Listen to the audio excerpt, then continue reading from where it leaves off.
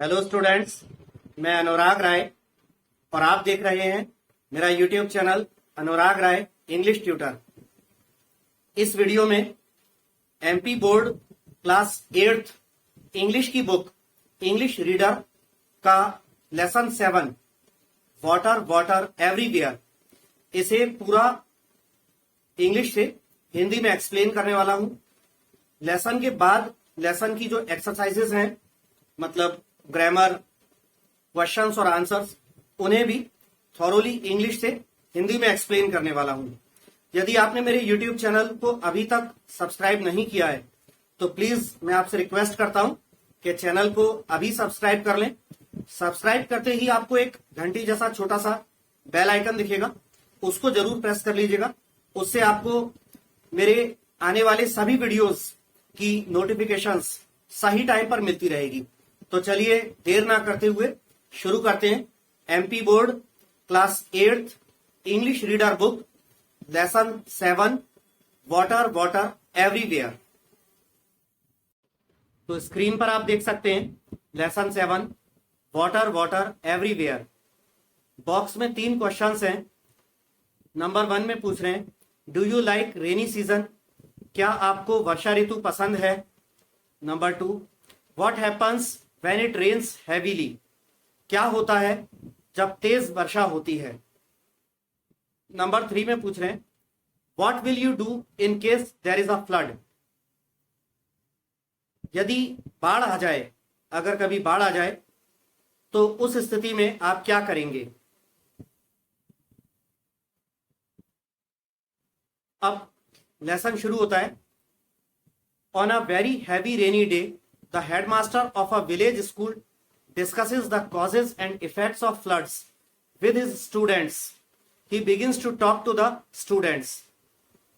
एक बहुत ही तेज भारी वर्षा वाले दिन एक गांव के स्कूल का हेडमास्टर अपने छात्रों के साथ बाढ़ के कारणों और उनके प्रभावों पर चर्चा करता है। वो बच्चों से बातचीत करना शुरू करता है। तो आगे आप चित्र में देख सकते हैं कि देखिए ये हेडमास्टर दिखाई दे रहा है और कक्षा में सभी छात्र छात्राएं, तो उनसे ये बातचीत का ऐसा दृश्य दिखाया हुआ है। अब आगे लेफ्ट में आप देख सकते हैं HM, फिर उसके नीचे लिखा है विनय, फिर HM। तो मतलब ये HM यानी हेडमास्टर का डायलॉग है और फिर विनय यानी विनय नाम के किसी स्टूडेंट का डायलॉग, इस तरह से। तो HM पहले हेडमास्टर बोलते हैं, it's raining cats and dogs के बहुत अच्छा। इस लाइन का हिंदी बताने से पहले सेकंड वाली विनय के डायलॉग को पढ़ते हैं। विनय पूछता है, sir do you mean cats and dogs are falling from the sky? Sir, क्या आपका आशय है कि बिल्लियां और कुत्ते आसमान से गिर रहे हैं, टपक रहे हैं, बरस रहे हैं? हेडमास्टर कहते हैं, no, I mean it's raining heavily. नहीं, हेडमास्टर कहते हैं कि मेरे कहने का मतलब है कि बहुत तेज वर्षा हो रही है। The idiom cats and dogs is used to indicate heavy rainfall. ये मुहावरा या जो है कैट्स एंड डॉग्स, इसका प्रयोग भारी वर्षा को दर्शाने के लिए होता है। अर्जुन नाम का एक स्टूडेंट बोलता है, ओ इट्स इंटरेस्टिंग। अर्जुन कहता है, अरे ये तो दिलचस्प है, ये तो बहुत रोचक बात है। Headmaster, do you know what a disaster means? Headmaster कहते हैं कि क्या तुम जानते हो कि डिजास्टर यानी विपत्ति या संकट, इसका क्या मतलब होता है? डिजास्टर का आशय क्या होता है? आशु नाम का एक स्टूडेंट बोलता है, no sir, I don't.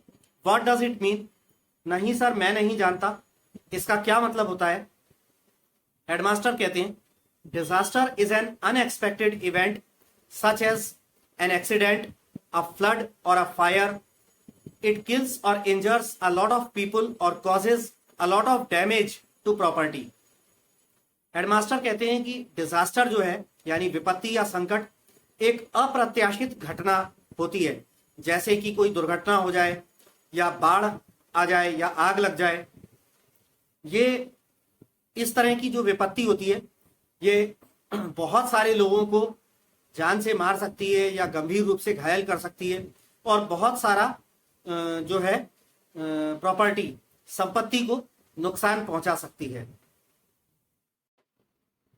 Sandeep, sir what causes floods? Sandeep पूछता है कि सर बाढ़ किस कारण से आती है?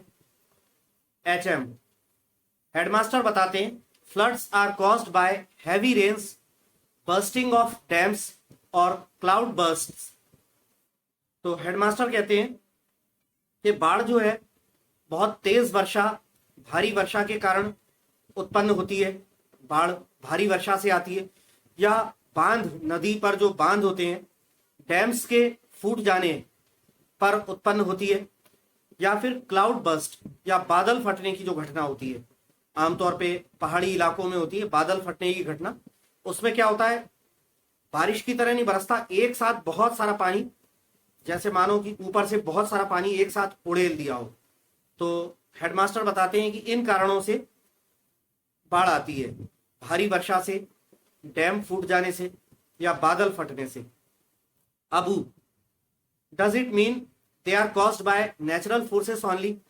अबू पूछता है कि क्या इसका मतलब है कि बाढ़ सिर्फ प्राकृतिक शक्तियों के द्वारा ही आती है, यानी प्रकृति के द्वारा ही बाढ़ आती है सिर्फ? एचएम, हेडमास्टर कहते हैं नो, नहीं, दो floods are mostly caused by natural forces, we also play a role in causing them. Headmaster कहते हैं कि नहीं, हालांकि बाढ़ ज्यादातर प्राकृतिक शक्तियों के द्वारा ही आती है, लेकिन बाढ़ के आने में हम भी जो है भूमिका निभाते हैं, इंसान की भी भूमिका है। Mahendra, how sir? महेंद्र पूछता है कि सर कैसे, बाढ़ आने में इंसान की भूमिका कैसे है? एचएम, हेडमास्टर बताते हैं bye deforestation, faulty dam construction and breaches in embankments. Deforestation मतलब जंगलों का कटाव, और ब्रीचेस इन एम्बैंकमेंट्स का मतलब होता है तटबंध में दरार। जो नदियां वगैरह होती हैं, नदियां या बांध, उसमें आसपास जो है पक्की पत्थरों की, खंडों की, ईंटों की या मिट्टी की पक्की दीवार बनाई जाती है तटबंध की तरह, वो एम्बैंकमेंट कहलाती है। तो हेडमास्टर कहते हैं कि जंगलों के कटाव के कारण और गलती से भरे बांधों के निर्माण के कारण, डैम के कंस्ट्रक्शन के कारण, कई बार जो है जो डैम्स होते हैं नदियों पे बड़े बड़े, उनका कंस्ट्रक्शन सही ढंग से नहीं हुआ होता है और उसमें ज्यादातर भ्रष्टाचार का काम होता है। भ्रष्टाचार की वजह से कुछ लोग ज्यादा पैसे कमाने की वजह से हल्का मटेरियल डाल के उसको घटिया कंस्ट्रक्शन कर देते हैं, वो भी जिम्मेदार होता है। एंड ब्रीचेस इन एम्बैंकमेंट्स, और तटबंध में दरार, इन कारणों से भी जो है बाढ़ आ सकती है। और ये कारण हम लोगों की वजह से, हम लोगों की वजह से मतलब इंसानों की वजह से। रिचा पूछती है ब्रीचेस इन एम्बैंकमेंट्स, रिचा पूछती है सर एम्बैंकमेंट्स में दरार यानी तटबंध में दरार? हेडमास्टर कहते हैं yes, nowadays pressure of transport routes like railway near river banks causes breach in the embankments. It is also a cause of flood. Headmaster कहते हैं हाँ, आजकल यातायात के जो मार्ग हैं उन पर दबाव बहुत बढ़ गया है। बढ़ती हुई जनसंख्या के कारण यातायात के मार्गों पर दबाव बहुत बढ़ गया है। जैसे नदी तट के पास में रेलवे लाइन का होना, जिससे नदी के पास के जो तटबंध हैं उसमें दरार आ सकती है, क्योंकि रेलवे लाइन बहुत भारी होती है और बहुत भारी उस पर हैवी ट्रेन्स गुजरती हैं और बहुत तेजी से गुजरती हैं, तो उनके कारण जमीन में भी वाइब्रेशन होता है। जमीन आसपास की अगर कोई कच्ची जमीन हो तो धसक भी सकती है। तो हेडमास्टर का ये कहना है कि नदी तट के पास अगर रेलवे लाइन बिछा दी गई है तो उसके कारण भी तटबंध में दरार आ सकती है और ये भी बाढ़ आने का एक कारण होता है। Mahak, sir what are the effects of floods on us. Mahak पूछती है सर बाढ़ के हम लोगों पर, मतलब इंसानों पर, जीव जंतुओं पर, हम लोगों पर बाढ़ के क्या असर होते हैं। हेडमास्टर बताते हैं there are several ill effects such as destruction of life and property. Headmaster कहते हैं कि बहुत सारे दुष्परिणाम होते हैं बाढ़ के हम लोगों पर, जैसे कि जान माल का नुकसान, डिस्ट्रक्शन मतलब विनाश या तबाही, जान और माल की तबाही, संपत्ति की और जान की तबाही। Epidemics can also occur after floods, बाढ़ के बाद महामारी भी आ सकती है। Kapil sir what are epidemics. Kapil कहता है सर ये एपिडेमिक्स क्या होती हैं, मतलब महामारियां क्या होती हैं। हेडमास्टर बताते हैं epidemics are infectious diseases which spread out over a large population by means of contaminated water, food and air. Headmaster कहते हैं कि महामारियां जो हैं वो कीटाणुओं के कारण, मतलब बैक्टीरिया या वायरस ऐसे कीटाणुओं के कारण उत्पन्न होने वाली बीमारियां हैं जो किसी बड़ी जनसंख्या वाले क्षेत्र में फैल सकती हैं दूषित जल या दूषित भोजन या हवा के माध्यम से। भवन नाम का कोई स्टूडेंट है जो पूछता है oh that's why we have cholera, malaria and diarrhoea after the rains every year. Bhavan कहता है अरे सर इसी कारण हर साल बारिश के बाद हम लोगों को हैजा, मलेरिया, दस्त आदि की शिकायत हो जाती है। हेडमास्टर कहते हैं yes and soil erosion is another ill effect of floods. Headmaster कहते हैं हाँ, और बाढ़ का एक और दुष्परिणाम होता है मिट्टी का कटाव। सॉइल इरोजन मतलब मिट्टी का कटाव, मतलब बाढ़ के पानी के द्वारा मिट्टी की जो ऊपरी परत होती है जो कि उपजाऊ होती है, फर्टाइल होती है, वो पानी के साथ कट के बह जाती है। ये तो आशीष पूछता है sir what should we do in a situation when floods confront us. Sir यदि कभी बाढ़ से हमारा सामना हो जाए, कभी बाढ़ आ जाए, तो उस स्थिति में हमें क्या करना चाहिए। हेडमास्टर बताते हैं always remember to keep an eye on the water level of the river और the stream specially when it is raining heavily. Headmaster कहते हैं हमेशा नदी या जो जलधारा है उसका जो जल का स्तर है, वाटर का लेवल है, उस पर हमेशा नजर रखो, उस पर हमेशा नजर रखना चाहिए, खास तौर पर तब जब बहुत तेज वर्षा हो रही हो।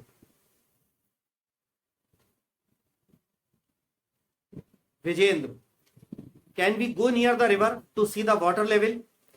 विजेंद्र पूछता है सर क्या वाटर लेवल, पानी के स्तर को, जल स्तर को देखने के लिए हम नदी के पास जा सकते हैं। हेडमास्टर कहते हैं नो नेवर डू इट, नहीं ऐसा बिल्कुल कभी मत करना। It is risky for children, ये बच्चों के लिए बहुत खतरनाक है। द वॉचमैन और the person on duty should do that, चौकीदार या ड्यूटी पर जो पर्सन है, व्यक्ति है, उसको ये काम करना चाहिए। यहां पर मैं आपको एक बात बताना चाहता हूं, जितनी भी नदियां हैं या नदियों के पास जो सरकारी जो पानी के जो वाटर वेल्स, पंप हाउसेस हैं या डैम्स हैं, वहां पर जो है पेंट करके, दीवार पर पेंट करके वो गेज बना रखा होता है, उसमें इंचेस और फुट के निशान लगे रहते हैं, फुट और मीटर का, तो उसको वॉच करते रहते हैं कि पानी यहां तक आ चुका है, पानी अब यहां तक आ चुका है, ऐसे गेज रहता है कि पानी और ऊपर हो चुका है। तो वहां जो ड्यूटी होती है वो व्यक्ति वॉच करता रहता है, तो ये उसकी ड्यूटी है। हेडमास्टर कहता है कि बच्चों को नदी के पास वाटर लेवल देखने के लिए नहीं जाना चाहिए। आगे निशा बोलती है sir last year some children of the nearby village went near the stream and one of them got drowned. Sir पिछले साल पास के गांव के कुछ बच्चे, एक छोटी नदी थी, उसके वहां नदी पर गए थे और उन बच्चों में से एक डूब गया था। हेडमास्टर कहते हैं यस इट वॉज हॉरिबल, हाँ वो भयानक बात थी, वो बहुत डरावनी बात थी। So always keep a safe distance from a flooded river और स्ट्रीम। आगे हेडमास्टर कहते हैं तो इसलिए बाढ़ग्रस्त जो जलधारा या छोटी नदी या कोई बड़ी नदी हो जो बाढ़ग्रस्त हो, उससे हमेशा दूर रहना चाहिए। यानी ऐसी नदी जिसमें पानी बहुत ऊपर आ रहा हो, पानी उफान पर हो, उससे हमेशा दूर रहना चाहिए।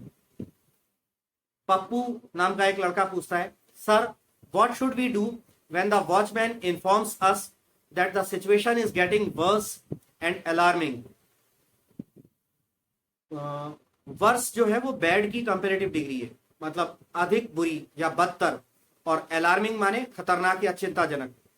तो पप्पू पूछता है, सर जब हमें वाटर लेवल पर निगरानी रखने वाला जो वॉचमैन है वो अगर हमें सूचित करता है कि स्थिति बदतर होने वाली है या खतरनाक या चिंताजनक होने वाली है, यानी कि पानी का स्तर ज्यादा बढ़ रहा है और बाढ़ आ सकती है आसपास, तो हमें क्या करना चाहिए। हेडमास्टर कहते हैं, now you have to make some necessary arrangements to cope with the situation. Headmaster कहते हैं कि अब ऐसी स्थिति का सामना करने के लिए, कोप विद का मतलब होता है सामना करना या निपटना, ऐसी स्थिति से निपटने या उसका सामना करने के लिए तुम्हें कुछ आवश्यक व्यवस्थाएं करना पड़ेंगी। रचना नाम की लड़की पूछती है, व्हाट आर दे? सर वो व्यवस्थाएं कौन सी हैं? हेडमास्टर बताते हैं, first don't get panicky in any circumstances. Headmaster कहते हैं सबसे पहली बात तो यह है कि किसी भी परिस्थिति में, किसी भी प्रकार की परिस्थितियों में भयभीत ना हो, डरना नहीं है। आशु, यस सर। आशु नाम का बच्चा बोलता है, हाँ सर। आगे हेडमास्टर बोलते हैं, and try to help your parents, और अपने माता पिता की मदद करने की कोशिश करना। Shubham, how can we help them? Shubham पूछता है कि सर हम उनकी कैसे मदद कर सकते हैं, अपने माता पिता की। हेडमास्टर बोलते हैं, if your house is in danger move out immediately to a safer distance. Headmaster कहते हैं कि यदि तुम्हारा घर, तुम्हारा मकान खतरे में है, यानी तुम्हारे मकान के आसपास पानी आ रहा है और पानी का स्तर ऊपर हो रहा है, अगर तुम्हारा मकान खतरे में है तो तुरंत ही उससे बाहर निकल जाओ और किसी सुरक्षित स्थान पर पहुंचो। नगीना, नगीना नाम की एक लड़की है जो पूछती है, should we climb a tree? कि सर क्या हम किसी पेड़ पर चढ़ सकते हैं, पेड़ पर चढ़ जाएं? हेडमास्टर कहते हैं, no don't climb a tree, it can be dangerous. कि नहीं, पेड़ पर नहीं चढ़ना, ये खतरनाक हो सकता है। अब देखिए यहां पर आपको दिखाना चाहूंगा कि छोटे बच्चों की स्टोरी बुक्स में बहुत अच्छे अच्छे पिक्चर्स छपे रहते हैं। तो ये गांव का चित्र छपा है जहां पर बाढ़ आई हुई है। आप देख सकते हैं 4 मकान दिख रहे हैं, कच्चे मकान है, झोंपड़ियों नुमा है। तो उनके ऊपर लोग बाग बैठे हुए हैं, एक मकान पर 2 लोग बैठे हैं, एक मकान पर 3 लोग बैठे हुए हैं, और आसपास पानी का लेवल बहुत आ गया है, मकान आधे आधे पानी में डूब चुके हैं, और आसपास जो है पानी में कुछ गाय भैंस और घर का सामान भी तैर रहा है। अब आगे अपन पढ़ते हैं। हेडमास्टर बोलते हैं, move towards a higher place. Headmaster कहते हैं कि किसी ऊंचे स्थान की ओर चले जाओ। It is better to shift to a concrete house like a school building, a temple और अ ग्राम पंचायत भवन। हेडमास्टर कहते हैं कि बेहतर रहेगा कि किसी पक्के ठोस मकान, जो पक्के मकान बनते हैं, जैसे कोई सरकारी स्कूल की बिल्डिंग हो या कोई मंदिर हो या ग्राम पंचायत का भवन हो या कोई पक्का जो मकान हो, उसकी छत पर चढ़ जाओ, ये बेहतर रहेगा। क्योंकि गांव की जो झोपड़ी वगैरह होती हैं वो तो कच्ची होती हैं, पानी से वो कोलैप्स हो सकती है, ढह सकती हैं। बलवान नाम का एक स्टूडेंट है, वो पूछता है, how can we save our cattle sir? वो पूछता है कि सर हम हमारे मवेशियों को, यानी जो जानवर हैं, गाय भैंस भेड़ बकरियां आदि, ऊंट वगैरह, जो भी मवेशी, हम अपने मवेशियों को कैसे बचा सकते हैं। हेडमास्टर कहते हैं free all of them and try to take them to a safer place. Headmaster कहते हैं सबसे पहले तो उनको छोड़ दो, स्वतंत्र करो। यानी मवेशी आमतौर पे गाय भैंस वगैरह बैल वगैरह बंधे रहते हैं, तो ये फ्री का मतलब है कि उनको खोल दो, जल्दी से उन्हें खोलो और उन्हें सुरक्षित स्थान की ओर ले जाओ। Abu what else should be do. Abu कहता है कि सर हम और क्या कर सकते हैं। हेडमास्टर कहते हैं take some eatables, clothes, a torch और candles, match boxes and other essential items and leave your house for a safer place.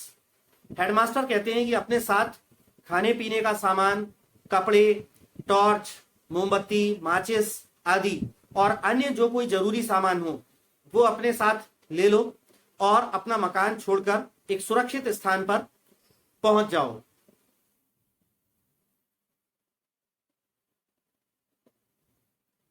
आगे है, महक नाम की लड़की पूछती है yes sir what should we do after the flood. हाँ सर, बाढ़ के बाद हमको क्या करना चाहिए।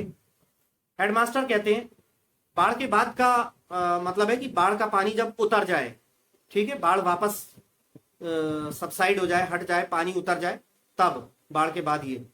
हेडमास्टर कहते हैं try to clean and disinfect your house and surroundings as early as possible. Headmaster कहते हैं कि जितना जल्दी हो सके अपने घर को और अपने घर के आसपास के क्षेत्र को, आसपास के एरिया को जहां पानी भर आया था, उसको साफ करने का और डिसइंफेक्ट माने कीटाणु रहित करने की कोशिश करो। Always remember prevention is better than cure. हमेशा याद रखना बचाव या रोकथाम इलाज से बेहतर होता है। निशा पूछती है how to disinfect our houses sir. Nisha पूछती है कि सर हमारे मकानों को डिसइंफेक्ट मतलब कीटाणु रहित कैसे करें। हेडमास्टर बताते हैं spray some pesticides like DDT, lime water, kerosene, phenol etcetera in and around your house, but the most important measure is to take care of drinking water. Headmaster कहते हैं कि कुछ पेस्टिसाइड्स मतलब कीटनाशक जैसे कि डीडीटी हुआ, नींबू पानी हुआ, मिट्टी का तेल हुआ, फिनॉल एक केमिकल आता है वो, इत्यादि हुए, इनको अपने घर के अंदर और बाहर आसपास सभी जगह छिड़को, इनका छिड़काव करो। लेकिन सबसे ज्यादा महत्वपूर्ण है कि अपने जो पीने का पानी है उसके लिए प्रॉपर व्यवस्था करो, पीने के पानी को साफ रखने की व्यवस्था प्रॉपर करो। साजिद पूछता है, साजिद नाम का लड़का, sir what should we do to purify the drinking water.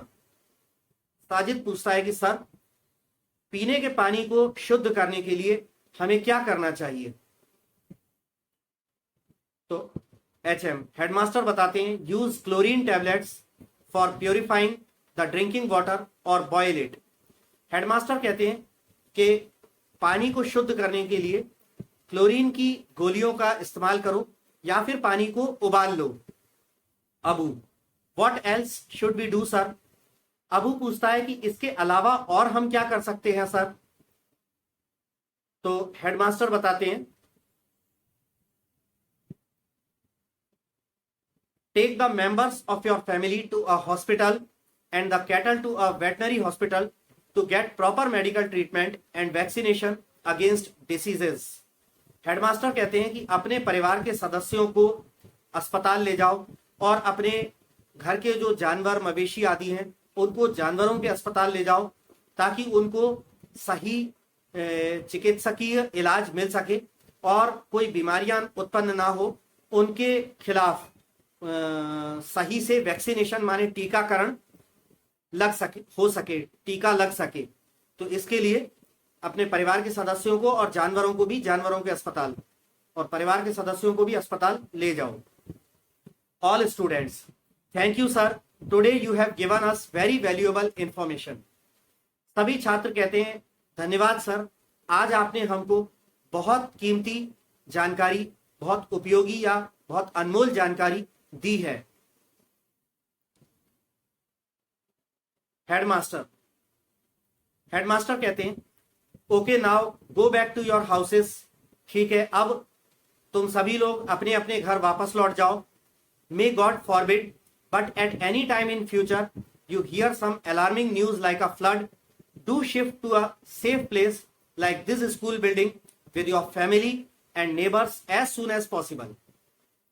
तो हेडमास्टर कहते हैं अब तुम सभी लोग अपने अपने घर लौट जाओ। भगवान ना करे, लेकिन अगर भविष्य में कभी किसी समय भी तुम कोई बाढ़ जैसी चिंताजनक खबर सुनो तो तुरंत अपने परिवार वालों के साथ, अपने अड़ोसी पड़ोसियों के साथ जितनी जल्दी हो सके उतनी जल्दी किसी सुरक्षित स्थान पर, जैसे कि ये स्कूल की बिल्डिंग है अपनी, किसी सुरक्षित स्थान पर पहुंचो। ठीक है, तो यहां पर आकर ये हमारा चैप्टर खत्म होता है। Lesson 7 water water everywhere, class 8th English reader MP board.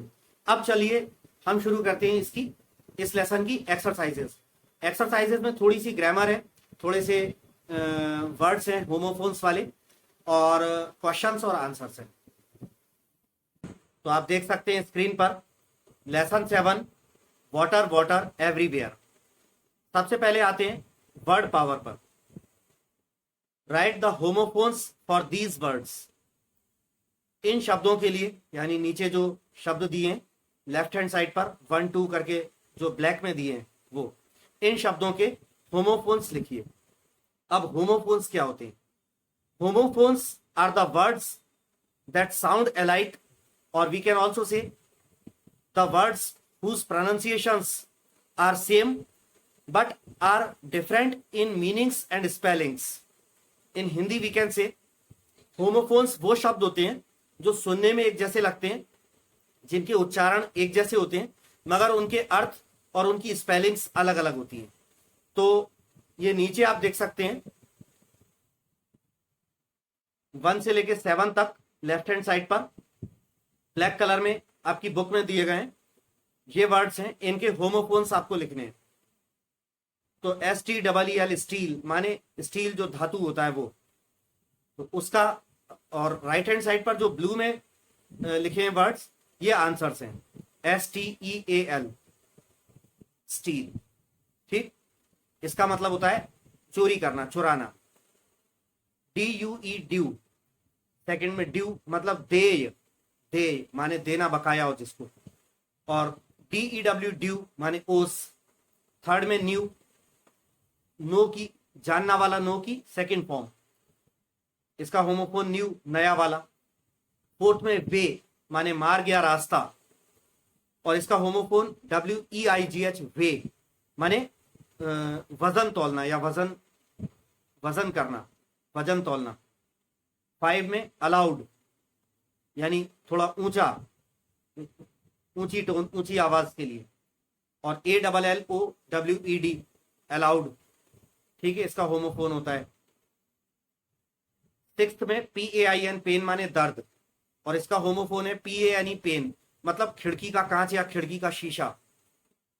7th में ROUR मीन्स हमारा, और HOUR मीन्स जो हम घंटे के लिए प्रयोग करते हैं, 1 घंटा 2 घंटा, वो वाला R। ठीक, अब आते हैं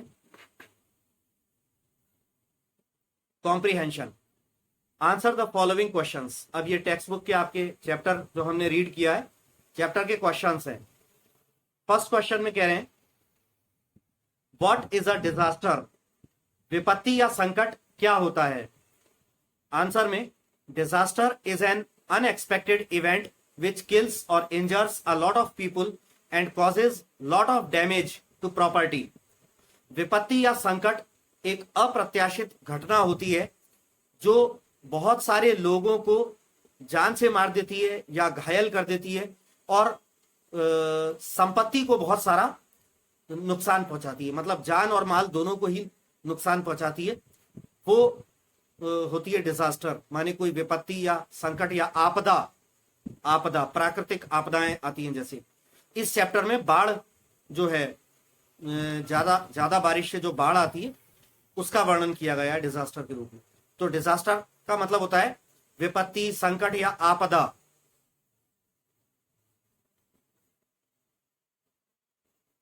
क्वेश्चन नंबर 2 में कह रहे हैं व्हाट आर एपिडेमिक्स, महामारियां जो होती हैं ये क्या होती हैं।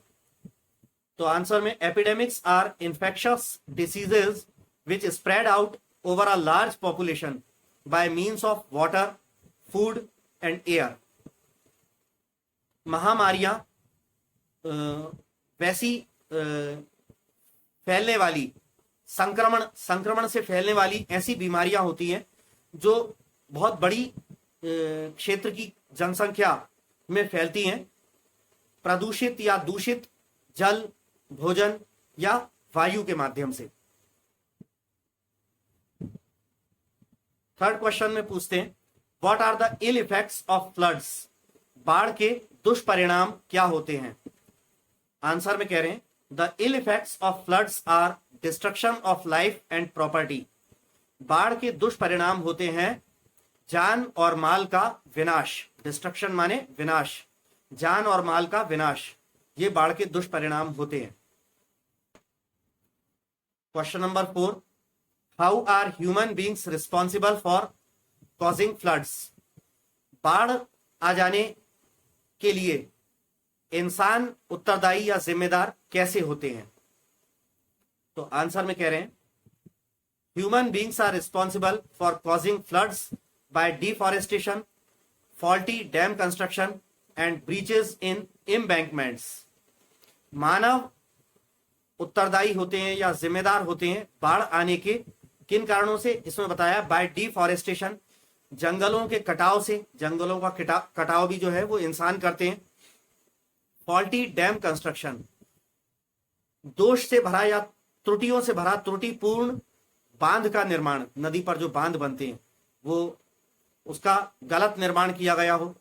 एंड ब्रीचेस इन एम्बैंकमेंट्स, और नदियों या बांधों के आसपास की जो वो होती हैं तटबंधों में दरार। हमने पढ़ा था कि नदियों के आप बिल्कुल तट के पास से जो रेलवे लाइन या सड़क वगैरह रहती हैं जिसपे हैवी ट्रैफिक चलता है, तो उनकी वजह से भी ब्रीचेस इन एम्बैंकमेंट्स, तटबंध में दरार आ जाती है। तो ये कारण बताए हैं जंगलों का कटाव, त्रुटि से भरा बांधों का निर्माण और तटबंध में दरार। इन कारणों से इंसान जिम्मेदार है बाढ़ आने के लिए।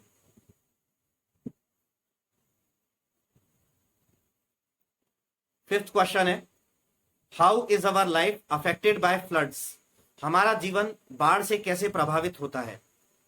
आंसर में कह रहे हैं there is destruction of life and property, बाढ़ के कारण जान और माल का विनाश हो जाता है। Epidemics and soil erosion occur due to floods, और बाढ़ के कारण महामारियां और मिट्टी का कटाव उत्पन्न होता है। बाढ़ से मिट्टी की जो पृथ्वी की जो मिट्टी की ऊपरी परत होती है जो कि बहुत फर्टाइल होती है, उपजाऊ होती है, वो कट के बह के चली जाती है। तो बाढ़ के कारण महामारियां और मिट्टी का कटाव भी होता है।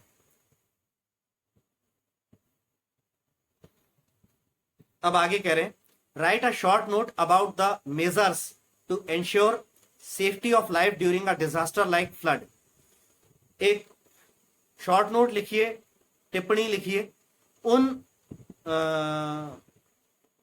मेजर्स के बारे में जो सुनिश्चित करते हैं बाढ़ जैसी आपदा के दौरान लाइफ को बचाने के लिए जो मेजर्स यानी कि जो कदम उठाए जा सकते हैं बाढ़ जैसी प्राकृतिक आपदा के दौरान जान की सुरक्षा के लिए, जान की सुरक्षा को सुनिश्चित करने के लिए जो कदम उठाए जा सकते हैं उनके बारे में एक टिप्पणी लिखना है। तो आंसर में कह रहे हैं first of all we should not panic, सबसे पहले हमको भयभीत नहीं होना है। उसके बाद कह रहे हैं if our house is in danger we should move to a safer and higher place made of concrete. यदि हमारा मकान खतरे में आ जाए यानी घर के आसपास पानी वगैरह भर रहा हो तो हमको एक उससे ज्यादा सुरक्षित और उससे ज्यादा ऊंचे स्थान पर जो कि ठोस पक्की बिल्डिंग बनी हो ऐसे स्थान पर चले जाना चाहिए। एक ज्यादा सुरक्षित और ज्यादा ऊंचे और पक्के ठोस जगह की ओर चले जाना चाहिए। आगे कह रहे हैं cattle should be freed and taken to a safer place. जानवर अगर घर में हो, गाय, बैल, भैंस, भेड़, बकरी आदि, मवेशियों को फ्री कर स्वतंत्र खोल देना चाहिए और उन्हें सुरक्षित स्थान पर ले जाया जाना चाहिए। We should take some eatables and essential items while leaving our house. और अपना घर जो है वो छोड़ते समय हमको कुछ खाने पीने की वस्तुएं और जरूरी जो सामान है, वो चैप्टर में मेंशन किया गया क्या क्या जरूरी चीजें, वो जरूरी सामान भी जैसे टॉर्च आदि, वो और खाने पीने की वस्तुएं अपने साथ ले जाना चाहिए। तो ये करना चाहिए हमें। क्वेश्चन नंबर सी में कह रहे हैं what are the different ways to purify drinking water. पेय जल को, पीने के पानी को शुद्ध करने के कौन कौन से अलग अलग तरीके होते हैं। तो आंसर में कह रहे हैं we can use chlorine tablets for purifying the drinking water and we can boil the water also. हम पानी को शुद्ध करने के लिए क्लोरीन की गोलियां आती हैं, उनका इस्तेमाल कर सकते हैं, और हम पानी को उबाल भी सकते हैं। उबालने से भी उसमें जो जर्म्स वगैरह होते हैं, बैक्टीरिया वगैरह, वो मर जाते हैं। उबालने से भी पानी प्योर हो जाता है। तो ये थे आपके lesson 7 water water everywhere, class 8 की इंग्लिश रीडर बुक के ग्रामर की एक्सरसाइज और क्वेश्चन आंसर्स। नेक्स्ट वीडियो में नेक्स्ट चैप्टर के साथ मिलूंगा, तब तक के लिए विदा लेना चाहूंगा। धन्यवाद।